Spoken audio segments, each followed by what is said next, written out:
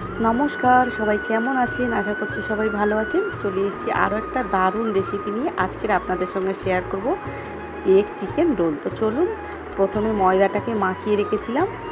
তো ময়দাটাকে নুন আর তেল দিয়ে ভালো করে ময়ন দিয়ে সুন্দর করে মাখিয়ে রেখেছি। এখানে আলুটাকে একদম ছোট ছোট করে কেটে রেখেছি গোল গোল করে। আর দেখুন, এখানে আমি 10টা ডিম ভেঙে রেখেছি।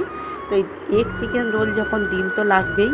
আর বোনলেস চিকেন নিয়ে নিয়েছি। এখানে দেখুন, চিকেনটাকে এবারে কিমা সাইজে ভালো করে কেটে নেবো। এখানে ক্যাপসিকাম, পেঁয়াজ কুচি রেখে দিয়েছি। তো চলুন শুরু করে দেওয়া যাক। প্রথমে কড়াইটা বসিয়ে দেবো, আগে পুরটাকে রেডি করব। তো চলুন, এই যে ক্যাপসিকাম দিয়ে দিলাম, দিয়ে দেবো পেঁয়াজ।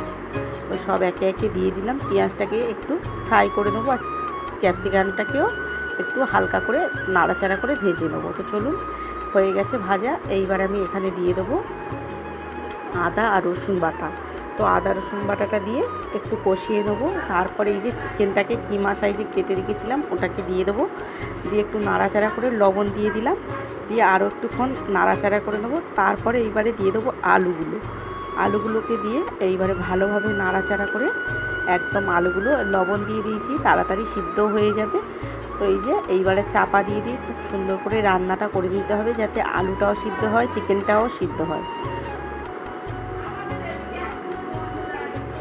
তো এই যে হয়ে গেছে, দেখুন থালা চাপা দিয়ে রেখেছি। আর আমার খুব ভালোভাবে কিন্তু কষানো হয়ে গেছে।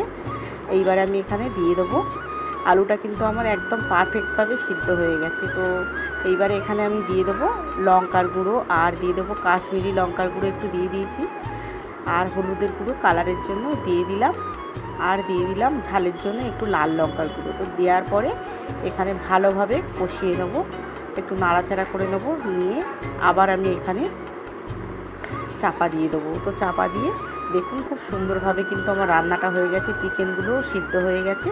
এইবারে আমি দিয়ে দেবো এখানে সয়া সসটা আন্দাজ মতো দিয়ে দিলাম। এখানে 2 চামচের মতনই দিয়েছি, খুব বেশি দিইনি। তারপরে এই যে গ্লাসের পিছন দিয়ে খুব সুন্দর করে আলুগুলোকে একটু ঘেঁটে নেবো। তো আলুগুলোকে ঘেঁটে নিলে ভালো বেশ মাখা মাখা হবে, ভালো লাগবে। তো চলুন, হয়ে গেছে। এইবারে আমি পুরটাকে নামিয়ে নেবো। আমার তো হয়ে গেছে পুরটা রেডি করা। এইবারে নামিয়ে নিয়ে আর একটু বিট লবণ দিয়ে দিলাম। বিট লবণ দিলে কী হয়, টেস্টটা মানে খুব সুন্দর লাগে, ফ্লেভারটা বিট লবণের সেন্টটা তো খুব সুন্দর হয়, তো বেশ সুন্দর লাগে খেতে। তো চলুন এইবারে তুলে নেওয়া যাক। কষানো হয়ে গেছে।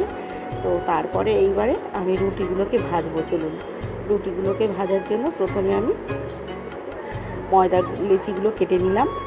আমার যে কটা লাগবে, একটু বড় বড় সাইজের করেছি, খুব ছোট করিনি। বেশ বড় বড় একটা রোল খেলে সকলের পেট ভরে যাবে।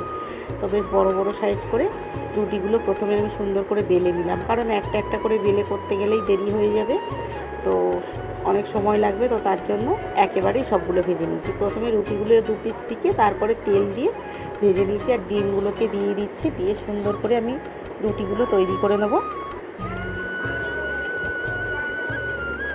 তো হয়ে গেছে রুটিগুলো ভাজা।